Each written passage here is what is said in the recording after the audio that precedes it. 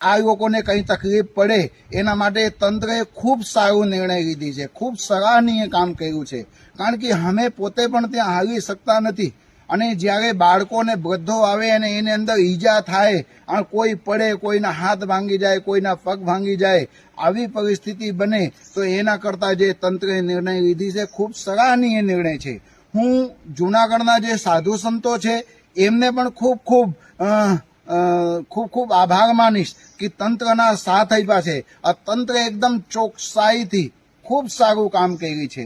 Forest વિભાગના અને અન્ય અમારા જે પોલીસની ટીમ છે, ધાંધલિયા સાહેબ સાથે હતા, અન્ય ઘણી બધી ટીમો સાથે હતી અને કોઈ પણ પ્રકારનું ઘટના ના ઘટે એના માટે તંત્રએ ખૂબ સારું આમ કામ કર્યું છે.